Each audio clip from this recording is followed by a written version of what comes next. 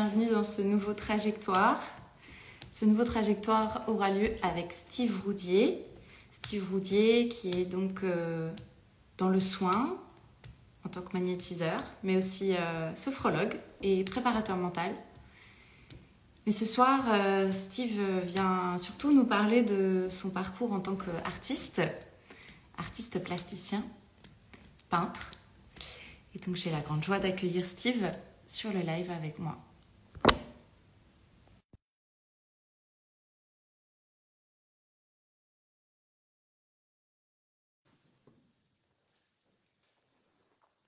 Alors Steve est en train de rejoindre le live.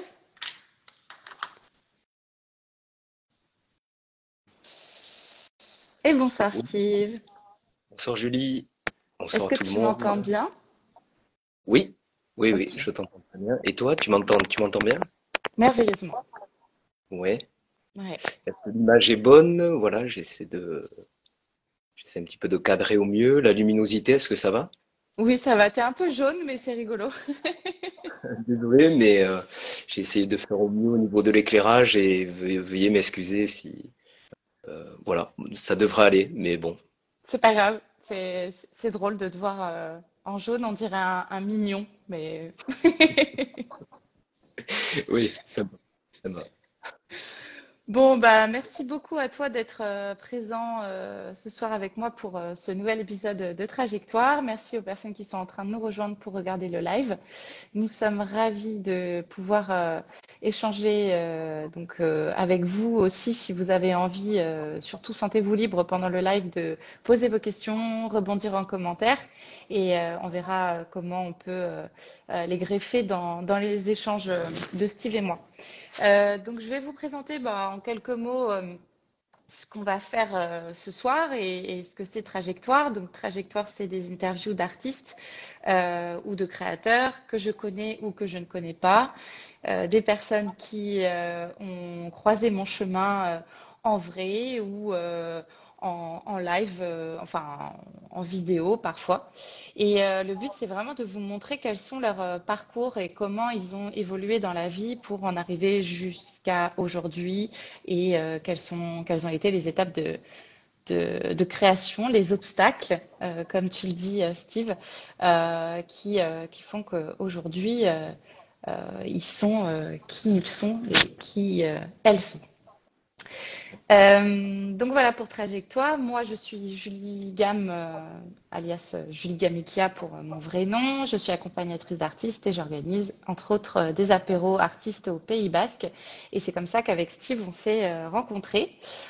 Steve a été donc présent à plusieurs apéros et j'ai eu l'honneur de découvrir une de tes créations dont tu nous parleras, je l'espère, tout à l'heure, celle d'E.T., une de tes plus étonnantes, je pense.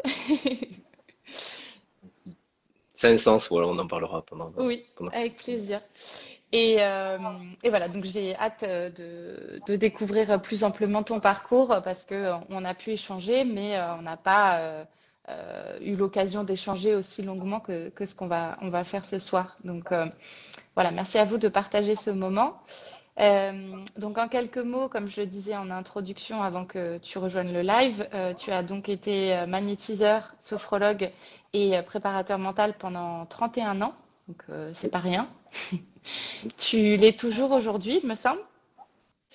Oui, j'exerce toujours un petit peu, alors, un petit peu différemment, dans le sens où moins intensément.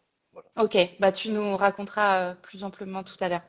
Et donc aujourd'hui, tu te lances de manière un petit peu plus active dans la création à travers des œuvres plastiques, de la peinture, de la récupération et notamment une technique qui fait fureur apparemment auprès des personnes qui découvrent ton travail, le charbon.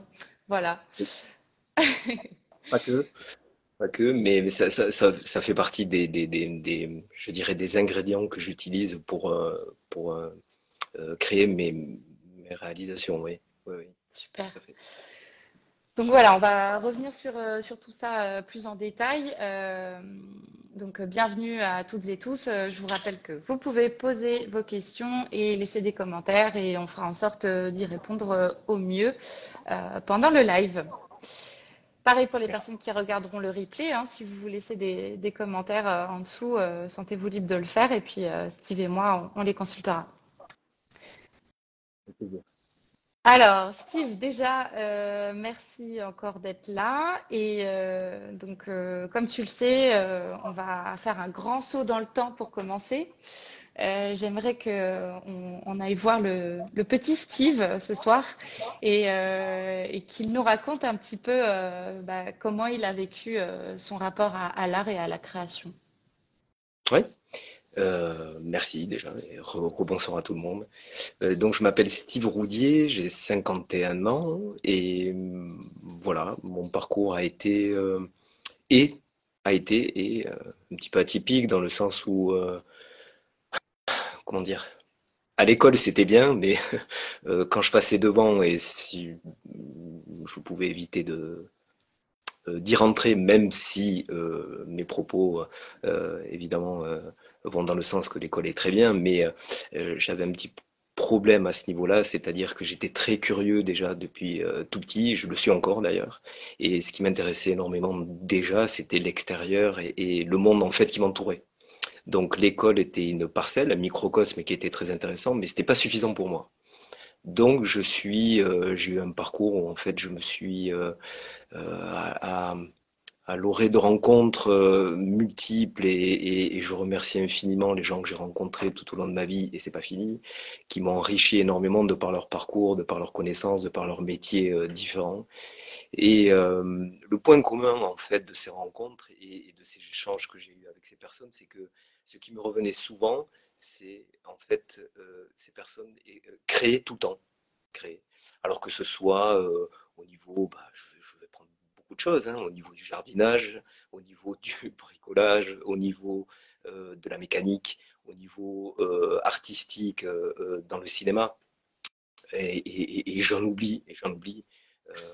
Donc ça m'a énormément enrichi et ça m'a un petit peu ouvert les yeux sur moi-même et j'ai considéré à un certain moment, assez tôt d'ailleurs, j'ai considéré à un certain moment que j'aimais ça en fait et que j'avais envie de le faire aussi. Et donc tout naturellement, tout petit, qu'est-ce qui s'est passé, mais très jeune, hein, en fait, quand j'avais, par exemple, à Noël, des cadeaux, notamment des vélos, même le vélo neuf, en fait, je le démontais, je le remontais, je le repeignais. Je prends l'exemple des téléphones. Il y avait des téléphones, donc à l'époque, voilà, je les repeignais, je les démontais, etc. Donc ça m'a toujours suivi puisque en fait, en lien avec ces rencontres, ça m'a ouvert les yeux donc sur moi-même et la création a toujours été là depuis tout petit en fait. Voilà.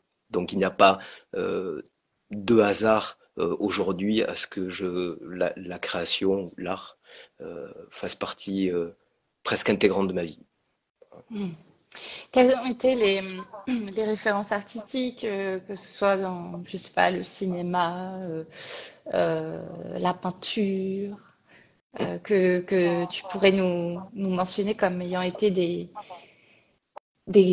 découvertes marquantes qui ont peut-être impacté ta vision du monde ou ta création d'aujourd'hui? Oui. Alors, je ne sais pas si ça m'a inspiré, mais en tout cas, au-delà du film, par exemple, que je regardais, je considérais le travail qui était fait et je souhaitais comprendre comment ils faisaient pour retranscrire en fait une atmosphère au-delà du rôle des acteurs, etc. Mais c'était l'atmosphère en fait qui se dégageait d'un film. Ça, je suis assez attentif et sensible à cela. Et donc, un réalisateur qui m'a marqué assez tôt, enfin, il y en a eu deux, mais quelqu'un qui m'a marqué assez tôt, c'est Wim Wenders. Je sais pas si tu vois, notamment son film Paris, Texas, par exemple. Oui, ouais, je vois. Il y en a un nouveau qui vient de sortir d'ailleurs, de Wim Wenders. Oui, c'est Perfect Day Ouais. qui est sorti. Et donc, Wim Wenders me touche particulièrement. Pourquoi? Parce que il y a une atmosphère particulière. Je vais employer le mot pour moi qui a un sens, hein, puisqu'on parlera de sens aussi durant cet échange, qui a un sens un petit peu onirique, tu vois. C'est-à-dire que Wim Wenders va te transporter avec de longs plans, de longues séquences, avec des couleurs bien évidemment choisies, qui va te transporter dans une histoire. Bon, je prends Paris, Texas, une histoire qui, un homme qui part à la recherche d'eux. Donc, je dis pas que c'est banal, mais pourquoi pas. Mais c'est toute une atmosphère en fait. Alors bien évidemment avec la musique, mais la mise en scène est assez. Et je suis très sensible à cette atmosphère-là.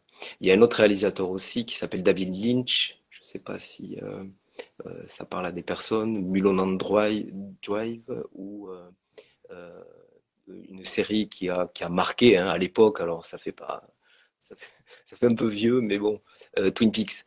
Voilà, par exemple, donc David Lynch est aussi dans cet univers-là, en fait, assez onirique, assez particulier, parce qu'il va te transporter avec une atmosphère, voilà, qui est la leur. Hein, bien, voilà, donc euh,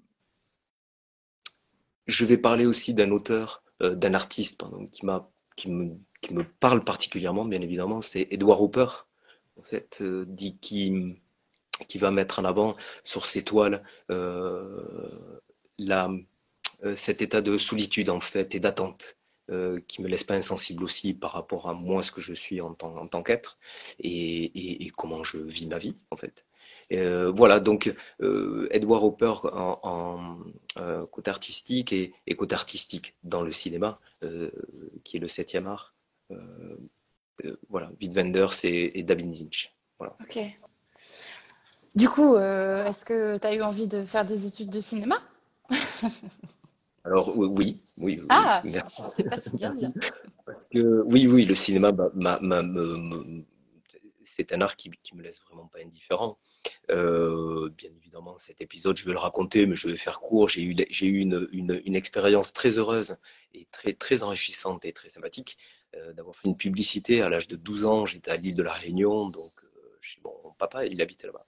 Et j'ai eu cette opportunité de faire une publicité. Donc, il y a eu 11 jours de tournage et en fait, ça a été un moment très sympa. Et ce qui m'intéressait énormément, j'avais un rôle dans la publicité, je devais dire une phrase à la fin de cette publicité. Mais ce qui m'intéressait énormément, c'était d'être avec les techniciens et de regarder cette caméra en fait en lien avec l'homme et de retransmettre quelque chose, si vous voulez, si tu veux, en lien avec cette caméra. Et ça me fascinait beaucoup. D'ailleurs, je me faisais un petit peu gronder par le metteur en scène parce qu'il me dit maintenant il faut aller faire les scènes. Et moi, j'étais tout le temps avec les techniciens, essayer de comprendre voilà, de cette réalisation. En fait, ouais. Hmm. Donc, le cinéma, oui, il me laisse pas indifférent. Oui. Oui, Ok, super. Donc, t'as grandi à La Réunion? non, j'ai pas grandi à La Réunion. Je suis parti, j'avais 12 ans parce que mon papa avait déménagé là-bas un temps. Et du coup, pour aller le voir et passer un petit peu de temps avec lui. Et le pur hasard, alors Einstein disait le hasard, c'est Dieu qui se balade incognito. Donc, à mon avis, moi, c'était pas un hasard. Je rencontre cette équipe qui souhaitait tourner cette publicité. Voilà. Donc, non, je Ok. suis resté 3 mois là-bas. Sinon, tu as grandi où? J'ai grandi, je suis né à Toulouse Ok. et j'ai grandi une partie à Montauban, qui est une ville à côté de Toulouse, dans le Tarn-et-Garonne. Et ensuite, revenu à Toulouse, et puis je suis parti 3 ans à Cassis, à côté de Marseille, Hmm. euh, là-bas. Je suis parti à l'âge de 26 ans parce que mon papa avait redéménagé à Madagascar, donc je suis parti à Madagascar 3 mois aussi. J'avais 26, 27 ans. Je suis revenu à Toulouse, et puis après, la vie faisant, me voilà donc au Pays Basque. Ok. Et donc, du coup, tu as choisi quoi comme parcours un peu pour te professionnaliser, disons? C'est-à-dire par Est-ce que rapport tu as fait des choix d'études en particulier ou est-ce que... Alors, comme je te disais en introduction, l'école, pas les études, mais l'école en elle-même me dérangeait un petit peu parce que c'était un petit peu fermé, hein, avec ce regard extérieur, avec cette envie de connaître le monde. C'était un peu pour moi limitatif. Donc, ce qui s'est passé, c'est que je suis allé au maximum de ce que je pouvais aller à l'école. Et après, j'ai travaillé dans la restauration. J'ai été animateur dans des colonies, j'ai été disque jockey. Alors, je ne sais pas si ça se dit encore DJ ou disque jockey, ça fait un peu vieux Ouais, dit. DJ, ça se dit. Ouais, donc j'ai eu ces expériences-là jusqu'à l'âge de 18 ans. Et ce qui s'est passé, j'ai rencontré une personne qui m'a dit que j'avais la possibilité, donc c'était en moi, donc je ne savais pas trop ce que c'était, bien que j'en avais entendu parler et bien que j'avais eu l'expérience d'aller voir certains magnétiseurs jeunes, mais ça s'arrêtait là. Et donc elle m'a dit, tu as la possibilité de le faire aussi, d'accompagner les gens. Et donc, comme je suis curieux, j'ai dit, d'accord, on va le faire. Et puis je l'ai fait. Ce qui était intéressant dans ces démarches, c'est qu'au-delà du résultat, qui était évidemment bénéfique pour l'autre, je me sentais complètement à ma place. Je me sentais complètement centré, aligné avec ce que j'étais en train de faire en fait. Alors que j'étais complètement novice. À 18 ans, c'est très jeune en fait. Et j'ai décidé d'en faire ma vie. Donc j'avais des projets de restauration, des projets d'animation, ce que j'ai raconté. J'ai tout arrêté. Quelqu'un qui s'engage pleinement dans un projet, j'y vais à fond. À tort ou à raison, mais c'est ainsi. Et donc, je me suis installé, mon premier cabinet déclaré, j'avais 19 ans. 18 ans, j'ai commencé à soigner, en dilettante, on va dire. Ensuite, 19 ans, je me suis installé déclaré. Et donc, j'ai 51 ans, ça fait 31 ans, 32 ans, enfin, je sais pas, à peu près, ouais, que j'exerce, en fait. C'est mon métier, c'est ma vie, ça fait partie de ma vie. Et ensuite, quelques années plus tard, bien des années plus tard, pardon, j'ai passé mon certificat de sophrologie, ce qui m'a permis d'exercer dans des établissements comme Atlantal et Talmar ici pendant 3 ans. Et, euh, et ensuite, l'année dernière, j'ai fini ma préparation, mon diplôme de préparateur mental en fait, puisque j'ai eu accompagné quelques joueurs de tennis, pro et semi-pro, et ensuite des professionnels, notamment un professionnel, bon, de pelote pour une préparation qui a été assidue, très intéressante. D'ailleurs, je remercie ce joueur parce que ça m'a énormément apporté moi aussi euh, pendant 4 ans pour préparer donc les championnats du monde. Ça a été une très belle expérience. Euh, voilà, donc on faisait déjà de la préparation mentale, mais je souhaitais l'acter par un diplôme, en fait, ce qui a été le cas. Donc voilà, voilà mon parcours au niveau des soins. Ok. Beaucoup de choses, bien évidemment, dedans. Mm. Et qu'est-ce que ça veut dire que cette personne, elle t'ait dit que tu avais cette capacité-là? Parce que moi, j'ai entendu qu'on avait tous la capacité de faire du magnétisme, Mm. mais ça veut dire que toi, elle aurait repéré chez toi quelque chose d'encore plus fort, c'est ça? Alors, et c'est une bonne question parce que je me la suis posée, hein. J'ai pas encore tout à fait la réponse, mais bon, quelques pistes de réflexion. Plus fort, je ne sais pas, différent. Tu vois, Euh, bien évidemment, quand on est dans un domaine, eh bien, on est dans le faire, donc on fait, et puis c'est bien aussi de le savoir. Donc je sais ce que je fais, et aussi c'est intéressant de le connaître, puisque le savoir n'est pas la connaissance en fait. Donc les deux vont de pair, mais c'est pas parce qu'on sait quelque chose que forcément on le connaît. Donc quand on souhaite connaître quelque chose, eh bien on l'approfondit, on l'étudie, on demande, on fait des recherches, etc. Donc l'être humain, le vivant, est fait à l'intérieur à ces fameux cristaux de magnétite, ce qu'on appelle, qui fait partie intégrante de lui, hein, de toi, de tous les êtres humains vivants, ce qui permet un équilibre au niveau physiologique. Alors, on va pas faire court, on va pas faire court pardonnez-moi, de magnétisme, hein, c'est pas le moment, c'est pas le sujet. Mais juste, voilà, donc en fait, tout le monde a du magnétisme parce que c'est naturel. Et donc, de ces cristaux de magnétite se dégage cette fameuse énergie qu'on peut transmettre à différents niveaux, différents plans. Donc, je ne pense pas que ce soit plus fort, c'est différent. Ok. Hmm. En tout Rien cas, elle a d'extraordinaire. repéré une capacité à exploiter Hum, oui. ces compétences-là, enfin ces pratiques-là chez toi. Oui, alors c'était très surprenant parce que pour te remettre dans la situation, je m'en souviens très bien. euh, c'était assez tard, j'avais fini mon service Mon Dieu, ça me rappelle des souvenirs. De mon service du restaurant, donc je pars voir cette dame, hein, c'était vers 21 heures, et je devais être à minuit à une soirée où j'animais une soirée en tant que DJ. Donc j'avais je sortais du restaurant, j'avais les bacs de disques dans la voiture, voilà, je vous raconte tout, et je vois cette dame 1 heure et demie, mais c'était uniquement pour parler, c'était un moment de vie où je souhaitais parler. En aucun cas, c'était pour savoir si j'avais quelque chose. Je n'étais absolument pas allé voir cette dame pour ça. Donc c'était assez surprenant, déstabilisant, mais encore une fois, si je le ramène à mon entièreté, ce que je suis, pourquoi pas? Pourquoi pas? Comme on dit, je reçois, je reçois, je prends et on verra. Voilà. Ok. Et est-ce que tu dirais que du coup tout ce parcours de soins, d'accompagnement de l'individu, ça a été ta manière à toi d'explorer ta raison d'être et ta mission jusqu'ici, et que là finalement la création artistique t'a rattrapé? Mm. Oui, oui, parce que euh, je, je, je- j'ai eu l'opportunité de faire des conférences pour parler de mon métier, de ce qui fait partie de moi, ce que j'aime profondément, hein. Ça ne veut pas dire que je le fais moins, que je m'en écarte, pas du tout. Et en fait, la symbolique, si tu veux, du don, c'est ben, la main qui se tend vers l'autre, en fait. Et on peut mettre beaucoup de choses dans ce geste-là, c'est-à-dire transmettre, donner et recevoir, bien entendu. Et donc, j'aime bien le mot. Par exemple, j'ai beaucoup entendu le mot, et le mot fait partie de notre société, le mot travail. Et travail veut dire, une des définitions étymologiquement en latin du terme travail, il y a le mot torturer. Alors c'est noble, hein, le travail, bien entendu, mais il y a le mot torturer. Donc torturer, on va peut-être pas éviter de se torturer. J'aime bien le mot créer. Et donc, petit à petit, au fil des années, au fil des semaines, des mois, des années, on crée un moment avec la personne dans le soin, l'accompagnement, et ce moment que l'on traverse en fait à deux.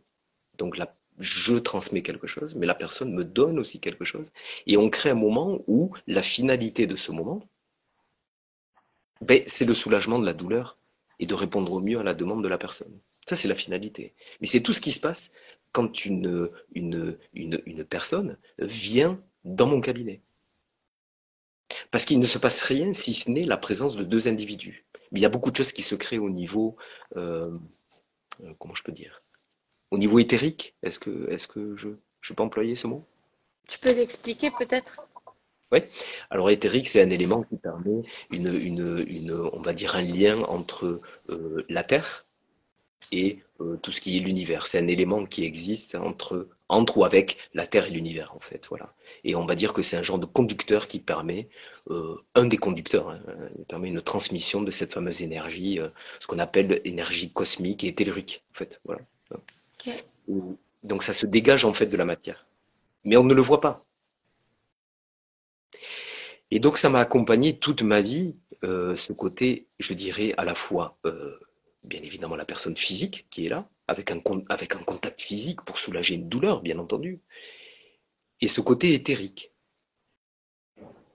Et au fur et à mesure des semaines, des mois, des années, je ressentais l'envie, déjà, de créer un peu plus. Là, on en vient à la création. Et aussi de renouer avec la matière. Alors, je m'explique.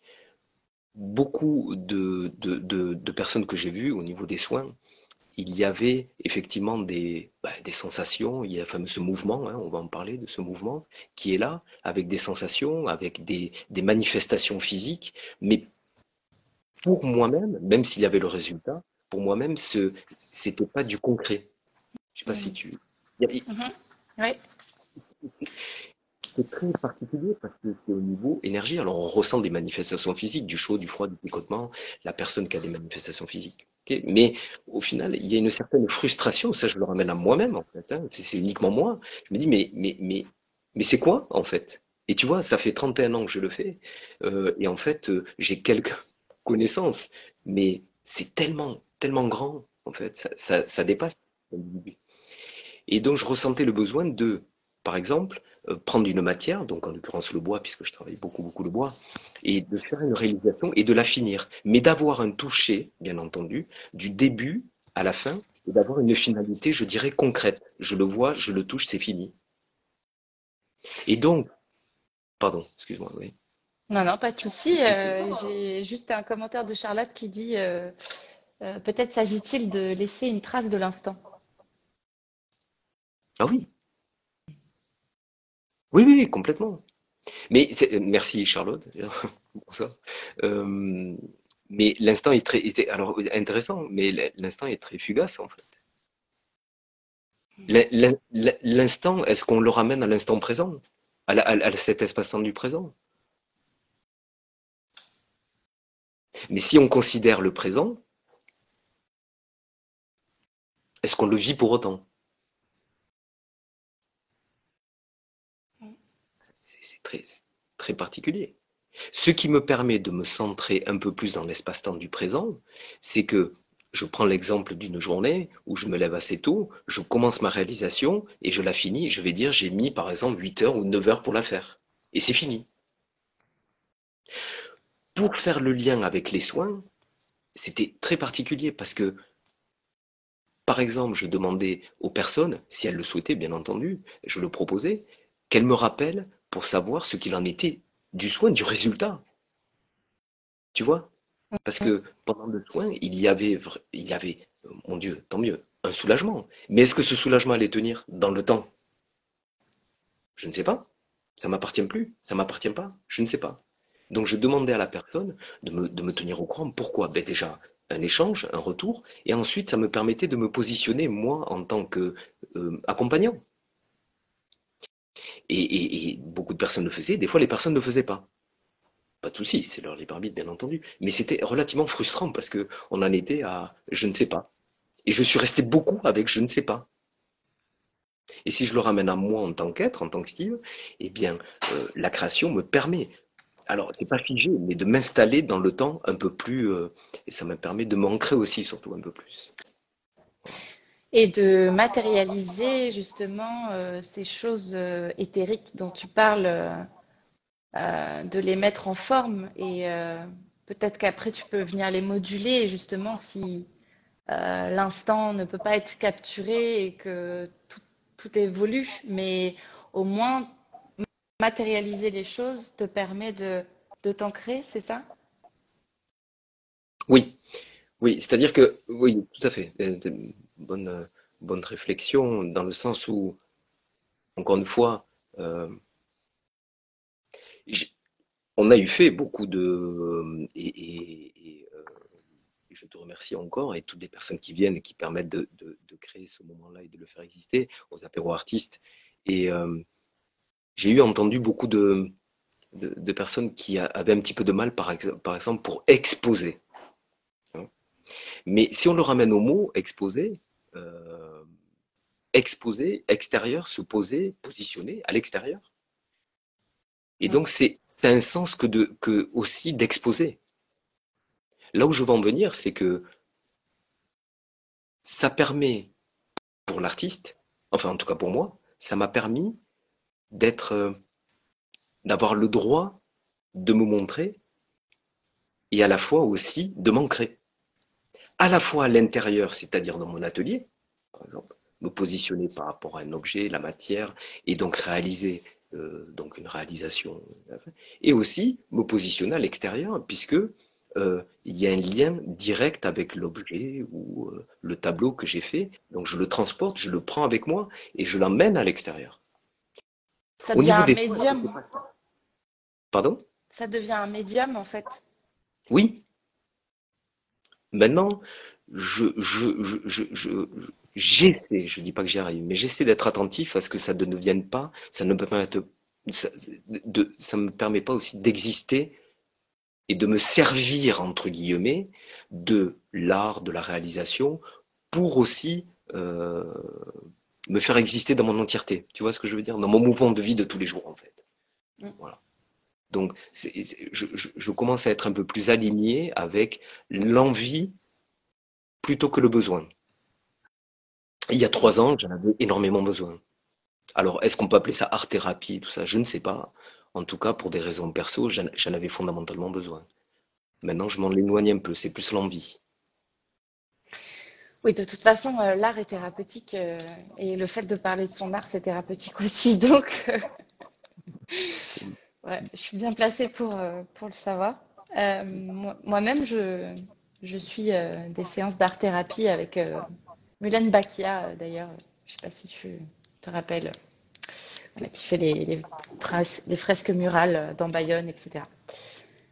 On Super. met les mains dans la gouache et ça me permet d'extérioriser des choses, justement grâce à cette matière. Et moi qui suis accompagnatrice, je comprends ce que tu veux dire par là. Je n'ai pas trouvé, moi, mon moyen d'expression, de matérialisation, on va dire, visuelle. C'est impalpable tout ça, en fait.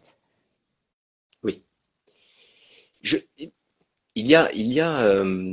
alors ça a un sens hein, par rapport à ce que je vais proposer, 2 minutes. Il y a eu plusieurs ères, en fait, on va dire, industrielles. Donc, les ères industrielles depuis 1900, 1800 et quelques, et ça a été mis en avant par 1.0, 2.0. Je ne sais pas si ça te parle, Julie, à peu près. Ouais. Ouais. Oui, 1.0, 2.0, 3.0, là on est à 4 ou 5.0.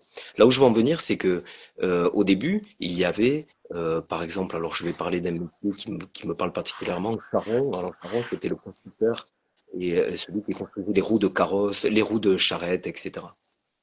Donc il avait un contact direct, et bien d'autres évidemment, mais celui-ci je le prends, je le mets en avant. Un lien direct avec les matériaux.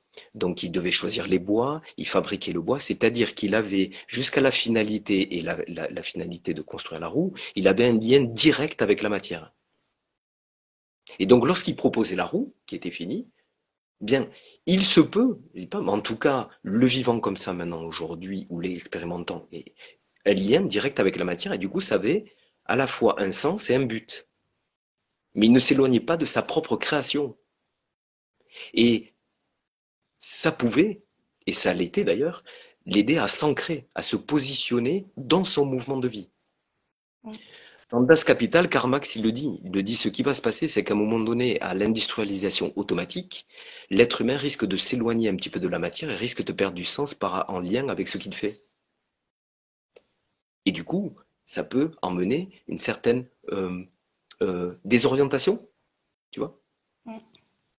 Et je ne vais absolument pas, je ne souhaite pas parce que c'est pas agréable ce qu'on a vécu tous au niveau du Covid, ce qui s'est passé, c'est qu'il y a eu ce temps d'arrêt forcé pour tout le monde. Donc je ne vais pas m'attarder parce que mauvais souvenir, c'est pas la peine.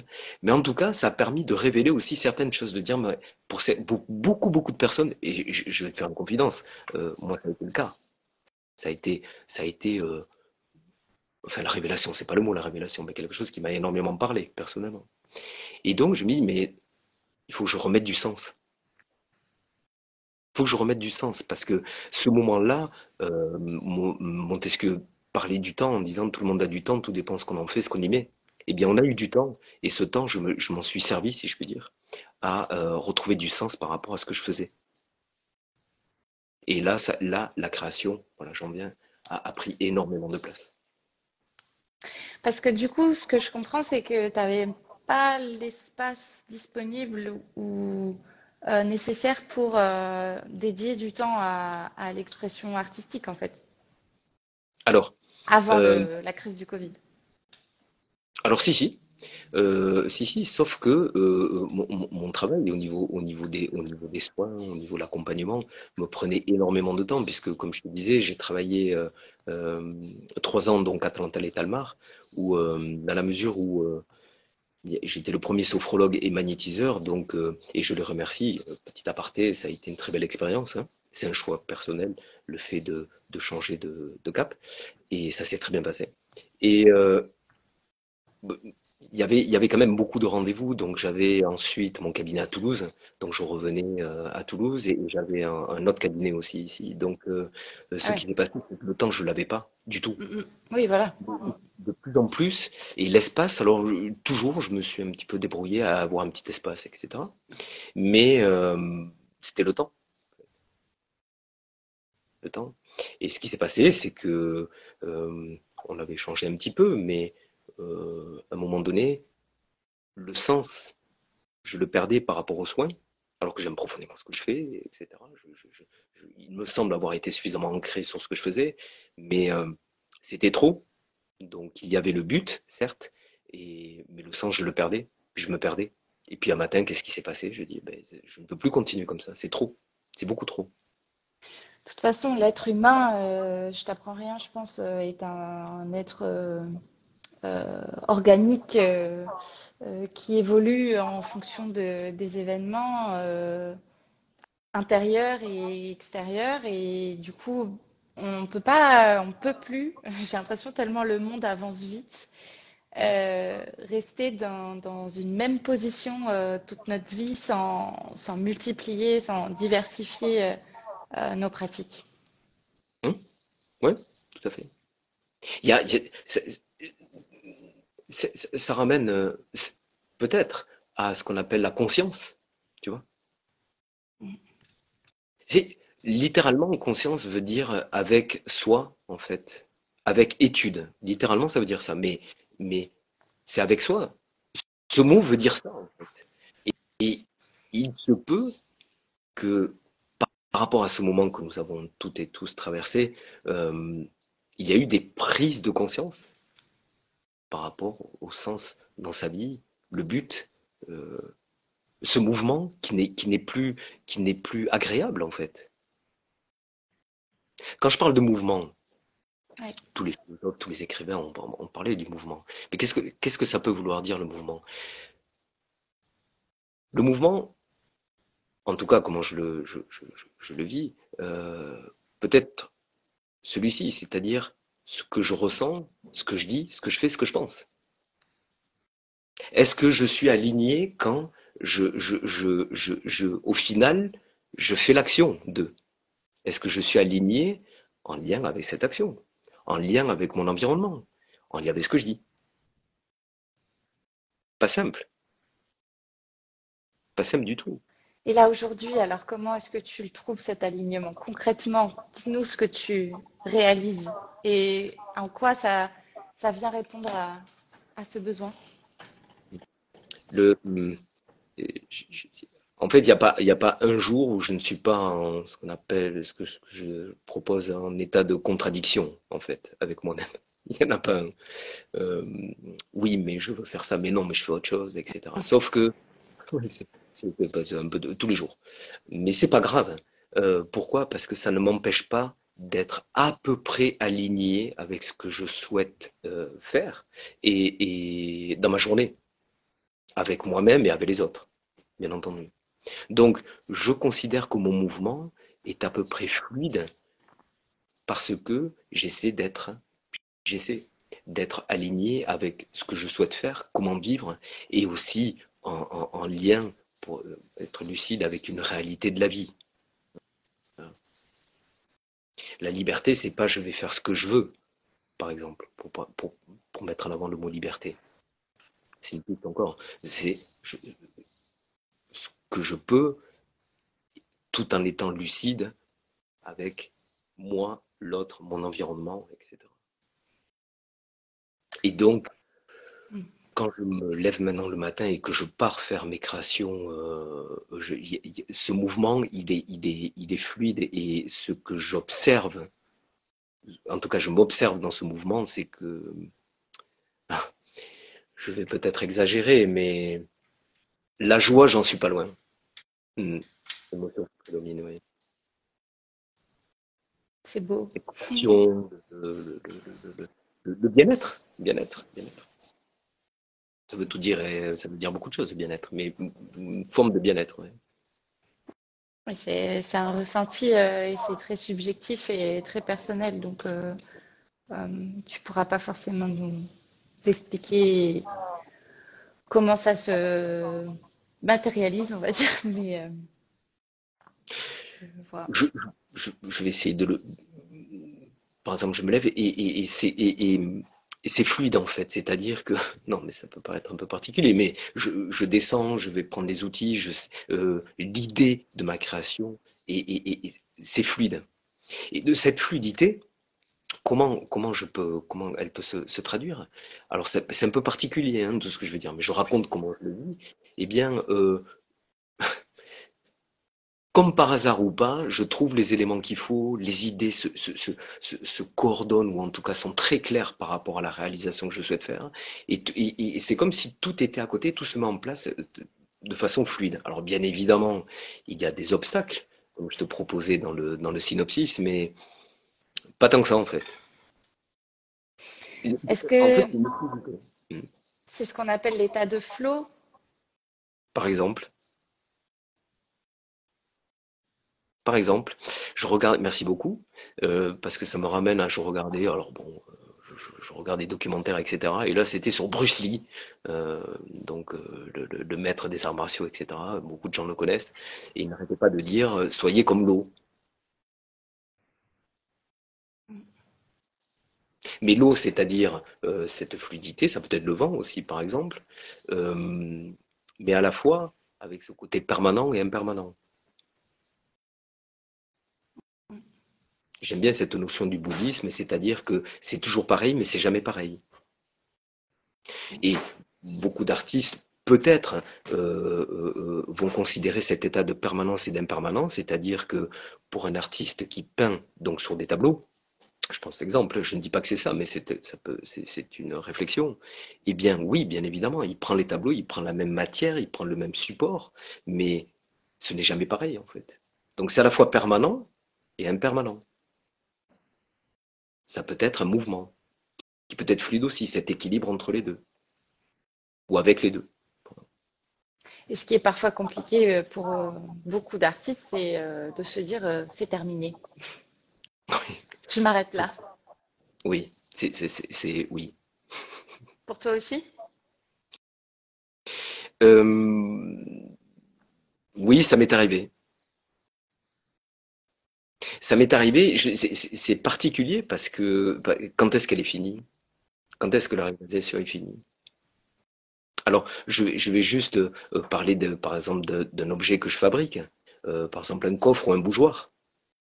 C'est facile de dire qu'il est fini pour moi parce que il y a la matière, il y a le cube, donc je fais le gabarit et ensuite je peins et je considère qu'il est fini parce que je souhaite qu'il soit carré et je prends la forme carrée au début. Je le peins, je fais le gabarit, je mets la bougie, le bougeoir carré est fini. Mais si pendant ma réalisation, je souhaite le transformer en rond, ovale ou pyramidal, et bien du coup, de la forme définie ou finie, ben oui, c'est pas fini, j'ai une transformation à faire.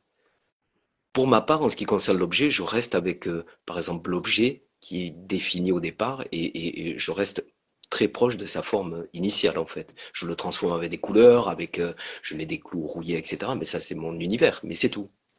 Mais une toile, alors j'ai eu un échange avec un artiste ce matin et qui même me disait bon je l'ai fini mais en fait je suis très agacé, elle m'énerve cette toile parce que je sais même plus si je l'ai fini, enfin il savait plus. Voilà, donc j'ai dit ben, je ne sais pas quoi te dire mais oui ça doit être particulier. Ça m'est pas totalement arrivé en qui concerne les toiles. Euh, Peut-être que ça arrivera. C'est là où c'est important, je pense, de s'entourer de ses pairs et de pouvoir échanger avec des personnes de confiance pour parfois sortir de ces questionnements incessants. Et c'est pour ça que j'aime bien partager des espaces de rencontre entre artistes, aussi pour avoir un regard extérieur à la pratique parfois, quelqu'un qui fait autre chose. Oui, oui, oui, oui, tout à fait. J'ai rencontré ah, merci, merci beaucoup Julie, parce que hier j'ai fait un marché à Saint-Jean-de-Luz. À côté de Saint-Jean-de-Luz, je me souviens plus trop du nom, très joli, très sympa. Et donc j'avais pris les tables que je fabrique et que je patine donc au charbon de bois, à la cendre.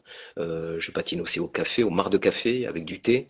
Je fais des créations aussi avec du sable. Cette dame, donc pour revenir juste, elle m'a dit effectivement, puisqu'on parlait du fait que ce soit un objet fini, pas fini, quand est-ce que la toile était finie, tu vois, on en était là. Et donc cette dame me fait cette remarque sur la table, et pour moi la table était finie parce que je suis parti sur l'idée que les roues étaient de telle couleur, donc il fallait que la chaîne rappelle les couleurs, enfin bref. Et cette dame m'a emmené à dire, ben effectivement, il a peut-être pas tort, en fait. Mais je vais rester sur ma position. Mais à un moment donné, et du coup, est-ce qu'elle est finie, cette table? Ben, peut-être pas. Au fil des rencontres que je vais faire, d'autres personnes vont dire, ben, moi, je l'aurais vu. Et c'est super. Mais à un moment donné, oui, l'objet, il est fini. Et pour l'artiste, en lien avec ce qu'il souhaite faire passer comme message, son inspiration, son intercession, ce qu'il a au fond de lui. Mais si on considère que les pensées sont tout le temps liées, par exemple, au passé et au futur, donc elles sont impermanentes et à la fois permanentes, c'est constamment un mouvement. Donc ce mouvement, et où il s'arrête de peindre, etc. Donc il y a une limite sur la toile, bien évidemment. La toile va limiter une création, mais au final, ça dépasse cela. C'est bien plus grand. Et donc, du coup, aujourd'hui, tu dirais que c'est laquelle de tes créations qui est la plus emblématique de ce que tu as envie de partager, de transmettre aux personnes à qui tu partages ton univers? Alors on a parlé d'E.T. Alors E.T. c'est le petit clin d'œil pour les générations, ma génération. Pourquoi? Parce que ceux qui ont vu E.T. euh, alors je veux le dire en rigolant, il passe beaucoup de temps à vouloir téléphoner pour rentrer, hein. Donc il dit E.T. téléphone de maison. Et qu'est-ce qui s'est passé? Mes enfants me ramènent un jour un téléphone qu'ils avaient trouvé dans un fossé. Et immédiatement, voilà, on parle d'idées ou d'inspiration, mais là c'est, on va dire c'est léger, mais à la fois symbolique. Je suis parti sur, bien évidemment, E.T. téléphone maison. Donc j'ai fait toute une création autour de ce thème avec le petit clin d'œil de Steven Spielberg qui a marqué tout le monde. Enfin moi ça m'a marqué en tout cas. Mais celle la réalisation personnelle que j'ai faite qui est en lien avec mon mouvement de vie, ce que je pense être, c'est de Architectura. De Architectura, en fait, c'est pas une, enfin, c'est une toile, c'est un tableau qui est un support bois où je l'ai pas, j'ai mis j'ai fait de l'acrylique et après j'ai fait tout un montage avec le fil à plomb, avec l'équerre, avec le compas, avec même ce que j'appelle un rapporteur en fait et avec de la vraie terre que j'ai fait sécher, que j'ai entouré autour de ce cadre. Alors, qu'est-ce que ça représente d'Architectura? D'Architectura, en fait, était un de Vitruve, c'est l'homme de Vitruve, en fait, pour les personnes qui vont aller voir sur le site. C'est Léonard de Vinci qui s'est inspiré des travaux de Vitruve, qui est un architecte et qui construisait les temples romains. Et, euh, et donc, de Architectura et son encyclopédie de l'architecture où Léonard de Vinci s'est inspiré et en a fait l'homme de Vitruve, le microcosme, le macrocosme, le lien avec la Terre, etc., etc. Et donc tous les symboles, si tu veux, pour construire un bâtiment, pour construire, alors moi je vais même dire sa vie, c'est ce que j'appelle ce qui est par exemple des instruments d'exactitude, le fil à plomb, l'équerre, le compas, etc. Va mener à essayer d'être en équilibre avec tout ce qui nous entoure et nous. Et la terre est un élément qui est très très important pour moi, l'élémentaire. Donc j'ai mis de la terre autour puisque la terre va symboliser pour moi la terre-mère en fait, là où on est, d'où on vient et où bon voilà, on a un chemin qui est fini pour tout le monde, mais bref, le plus tard possible bien évidemment. Donc voilà, ce tableau m'a fortement inspiré. Si je le ramène à mon entièreté et mon existentialité, je dirais. Voilà. Et est-ce que tu arrives à relier tes créations les unes avec les autres? Est-ce que tu dirais qu'il y a une démarche qui s'en découle? Tu parlais au tout début, la genèse de notre échange a été aussi le petit Steve. Et Mm. alors c'est rigolo parce que j'ai retrouvé une photo de moi quand j'étais petit. Et en fait, je suis quelqu'un qui est assez lucide sur la vie, etc. Mais je suis quelqu'un qui aime bien, oui, plaisanter, etc. Ce côté un petit peu enfant que j'ai toujours. Et d'ailleurs, je crois qu'on l'a tous plus ou moins. Et tant mieux, merci, tant mieux. Et donc une réalisation qui a un lien avec moi par rapport à aussi comment je vis ma vie, comment je vois aussi la vie, hein, c'est ma perception, c'est mon prisme. Bien j'ai fait Pirates des Caraïbes là récemment Pourquoi? Parce que j'ai beaucoup aimé Disney. Nous sommes partis chez Disney, chez Mickey, et j'aime beaucoup cet univers. Voilà. Donc c'était un petit clin d'œil à l'attraction que j'aime beaucoup, Pirates des Caraïbes, pour ceux qui connaissent à Disney. Et donc vous verrez sur le site aussi, Stewart Création, j'ai fait un thème là-dessus, et j'ai eu la chance qu'un ami me donne un vrai tromblon. Alors tromblon, c'était la véritable arme des pirates. Ils s'en servaient pour évidemment faire des actes de piraterie. Et donc c'est un véritable tromblon que j'ai installé dans le cadre, où j'ai fait tout un montage, etc. avec Pirates des Caraïbes, etc. Donc le lien, c'est avec toutes ces heures, ça peut être le voyage, ça peut être la transcendance, ça peut être l'inspiration par rapport à comment je vois la vie. Euh, et surtout, je suis assez intéressé par, comme je te l'ai dit, ce métier de charron qui pour moi est un métier noble en fait, et qui va utiliser le bois avec la ferronnerie, avec tout ce qui est rouillé, tout ça. Donc cette époque-là m'interpelle énormément en fait. Début 19e, ouais, milieu 18e, 19e. Oui, à peu près, même avant, mais ça m'interpelle beaucoup, ouais. Donc, on va dire que ces créations ont certainement un lien, mais plus avec mon connu, avec ce que je suis, avec ce qui m'inspire par rapport à l'histoire du monde, etc. Donc, il y a beaucoup de tableaux aussi qui ont des symboles assez forts, comme Signa Colum Domini, comme Ictus. Voilà, ça a un sens profond pour moi aussi, ces tableaux. Ouais. Du coup, il y a un petit côté cabinet de curiosité alors dans ce que tu fais? Oui, Oui. oui, les gens sont assez surpris quand j'ai fait l'exposition à Périgueux au mois d'octobre. Euh, Même les organisateurs n'avaient pas vu ce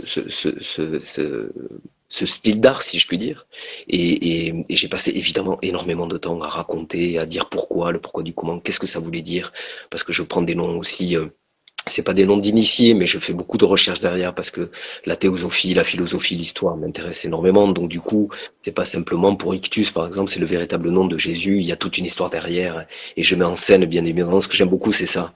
Donc je vais utiliser des chaînes par exemple, ou des clous qui ont 80 ans, des clous de charpentier rouillés que je vais pas retravailler, parce que je respecte énormément l'objet en lui-même, donc j'essaie d'être au plus près, pas le transformer, mais au moins bon, de le couper sur mesure, etc. Donc c'est un sens Hmm. profond. Oui, donc c'est une curiosité, dans le sens où c'est peu commun. Et oui, en tout cas, c'est ce que m'ont dit les organisateurs de l'exposition à Périgueux. Ils avaient jamais vu ça. Du coup, peut-être qu'il y a des choses à faire du côté des appels à projets, à participation, résidence avec des fondations sur ces thèmes-là ou autres. Tu vois, c'est intéressant d'aller voir auprès des spécialistes sur ces sujets et de voir s'ils accueillent des artistes et qu'ils les soutiennent dans leur travail de recherche et de restitution. Oui, je te suis, Julie, et je suis, comment on dit, je suis pas ladre, c'est-à-dire avare de rencontres et pour mettre en commun. Tu vois, par exemple, je fais juste un rebond, mais très rapide. Par exemple, en Allemagne, on appelle les Heilspratiker, c'est-à-dire que tu vas, par exemple, si tu souhaites être acupuncteur, ostéopathe, encore ostéopathe, bon, mais acupuncteur ou même magnétiseur, tu vas rencontrer quelqu'un du ministère de la Santé qui va voir si tu es apte déjà à soigner. Et à partir de là, ils vont carrément te trouver un pôle où tu vas travailler ensemble avec d'autres thérapeutes. Tu vois, Super. l'approche Hmm. est C'est intéressante. bien Donc, structuré. oui, bien structuré, et surtout ce qui est très dynamisant, c'est que voilà, en groupe, on va se réunir pour mettre en avant les compétences communes, etc. Je trouve qu'en France, il y a de très belles choses en France, mais c'est un petit peu fragmenté. On va rester dans notre coin, etc. Donc pourquoi pas? Mais c'est un petit peu dommage parce que tu vois, et merci à toi encore par rapport à ces apéros artistes que tu fais, on a la chance de rencontrer des gens, mais, mais c'est incroyable les dons artistiques qu'ont ces personnes, et c'est grâce à toi, et encore une fois, merci à tous les artistes de venir, et Hmm. si je peux me permettre de lancer un message, venez bien évidemment nombreux à Rhapsody au mois de Le janvier. 25, 24, je sais plus. Ouais, ouais, ouais.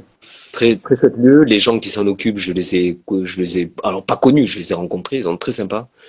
Et j'invite vraiment beaucoup de gens parce que ce que tu fais est bien, Voilà, une rencontre et puis mettre en commun, bien évidemment, des activités, se rencontrer, des ateliers. Moi, j'ai la chance d'avoir un espace en bas où je fais mon atelier, mais ça reste un petit peu limité pour avoir un peu plus de personnes. Mais j'aspire vraiment à créer, bien évidemment, avec d'autres artistes et ensemble. Ensemble, c'est très dynamisant, très dynamisant. Euh, voilà, oui, absolument. Merci, ça me touche beaucoup d'avoir ce genre de retour et c'est pour ça que je fais ça parce que je trouve qu'il y a un manque donc j'essaie d'y répondre au mieux. Voilà. C'est grâce à toi Euh, et avec toi et merci, oui, vraiment, sincèrement, merci. pour conclure cette rencontre, parce qu'il est déjà 20 heures, j'aimerais te demander de nous parler rapidement de ce à quoi tu aspires plus tard et aussi que tu nous dises un mot sur ce que tu aurais aimé qu'on te partage, qu'on te conseille à tes débuts avant que tu ne te lances dans la création active et le fait de vendre et de montrer ce que tu fais.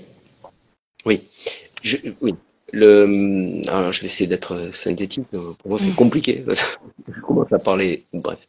Euh, Quand j'ai commencé à soigner, je vais faire plus court. Quand j'ai commencé à soigner, j'ai rencontré des personnes qui m'ont énormément apporté et des personnes qui, pas m'imposaient, mais me proposaient, toujours intéressant, toujours évolutif, toujours.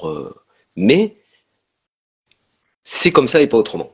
Donc quand je le ramène à moi par rapport à ma personnalité, j'ai dit mais non, mais ça, on peut le faire différemment. Donc là où je veux en venir, c'est que je suis partagé entre bien évidemment le faire avec une méthode, mais la méthode peut à un moment donné apprendre quelque chose et c'est fondamental. Je pense que c'est une des bases fondamentales. Mais est-ce que la méthode permet d'intégrer ce que l'on fait? Là où je veux en venir, c'est que on fait la chose, mais est-ce que pour autant on est imprégné de ce que l'on fait, parce que la méthode va t'emmener petit A, petit B, il faut que tu patines comme ça, etc., etc.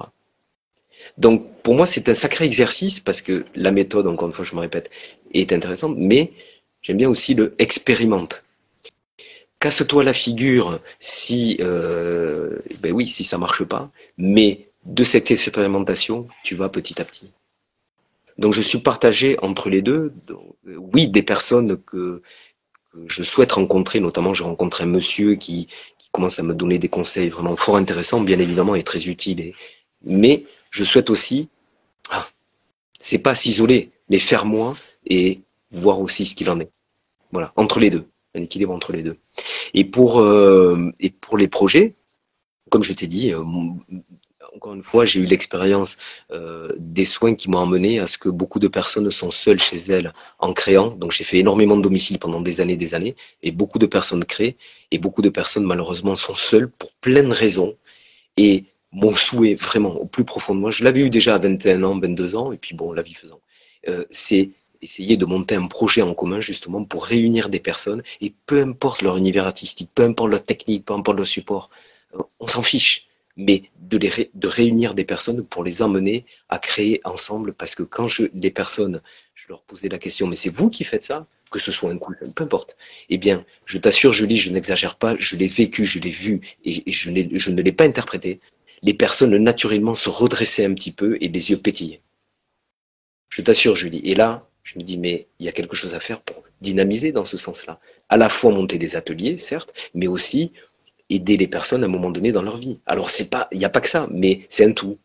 Voilà. Donc c'est un projet qui n'est pas fou, qui est tout à fait cohérent, mais il faut trouver l'espace, il faut trouver les personnes, etc. Et vraiment amener cet égrégore qui va amener cette dynamique-là. Ouais. Voilà le projet à long terme en fait. Mm. Bon, c'est un projet collectif alors. Oui, oui, oui, oui, oui, oui, complètement. Il y a à la fois le côté seul, je t'en ai parlé par rapport à, on fait seul, vous voyez, beaucoup d'artistes ont besoin et envie d'être seuls. Moi, c'est le cas par rapport, je pense que beaucoup d'artistes, mais exposer, souviens-toi le terme, extérieur, exposer, exposant et être avec l'autre. C'est tellement riche. Ah, c'est incroyable. Et encore une fois, je me permets de revenir sur sur quoi tu organises. On rencontre des gens incroyables, incroyables, humainement, et artistiquement. C'est très enthousiasmant. Très, Ouais. très enthousiasmant. Oui, bien Ça sûr. Bien permet sûr. de sortir des sentiers battus et de ce vers quoi on va naturellement, en fait. Oui, par exemple, je reprends le courant philosophique qui me parle un peu, hein, il n'y a pas que ça. Mais par exemple, le stoïcisme, pourquoi pas? Juste pour reparler de ça. Mais si tu restes un peu trop dans des courants qui peuvent à la fois t'emmener, t'évoluer et faire des paliers, te mettre sur des, ou t'installer sur des paliers de conscience éveillés, on va dire. Attention, parce que si tu n'as qu'une lecture du monde de stoïcisme, tu risques de t'enfermer. Là où je veux en venir, c'est que lorsqu'on évolue toujours dans du connu et dans des... mais très bien, mais bien sûr. Mais il y a, il y a le monde autour, en fait, qui est super grand. Ouais. Voilà. Juste, éviter de... J'aime bien ces deux termes. La solitude, et c'est sain, des moments de solitude, de lecture, de cinéma, de méditation, etc. Il me semble que c'est sain. L'isolement, il faut faire un petit peu attention, l'isolement. Parce que sans s'en rendre compte par rapport ou en lien avec des certitudes, des plein de choses, on peut s'isoler, ça devient un concept, un précepte, en fait. Alors que la solitude, non, c'est sain. Ouais. Donc voilà, trouver, encore une fois, permanent, impermanent, ce fameux équilibre qui est pas simple, mais possible. Merci, Steve. Merci à vous. Merci beaucoup. Merci à toutes et tous d'avoir été là et malgré la coupure, voilà, d'être revenus ou alors de nous avoir rejoints entre-temps. J'espère pouvoir récupérer la première partie. J'espère qu'Instagram l'aura enregistrée. Celle-ci sera disponible en replay de toute façon. Sentez-vous libre de laisser des commentaires une fois que ce sera publié si vous avez des retours à nous faire ou des questions à poser. Steve, pareil, si tu as des informations à partager, tu pourras les mettre en commentaire. L'apéro artiste, c'est le jeudi 25 janvier à la Rhapsodie à Biarritz. Si vous voulez venir rencontrer Steve, c'est une occasion. Si vous voulez venir me rencontrer, si vous voulez venir rencontrer plein de merveilleux autres artistes, il y aura des performances, de la musique. Il y aura une expo. Donc voilà, Steve, si tu veux ramener quelque chose, t'es le bienvenu aussi. C'est gentil. Et voilà, je vous remercie encore une fois. Pour les prochains trajectoires, je cherche toujours des profils intéressants, donc sentez-vous libre de me proposer des personnes, des parcours atypiques de préférence. Voilà. Et Steve, bah, je te souhaite tout le meilleur pour la suite. Je te dis à très vite. Au revoir, bonsoir à tout le monde et merci de ce bon moment. Merci beaucoup. Avec plaisir. Au revoir. Au revoir. Bonne soirée tout le monde.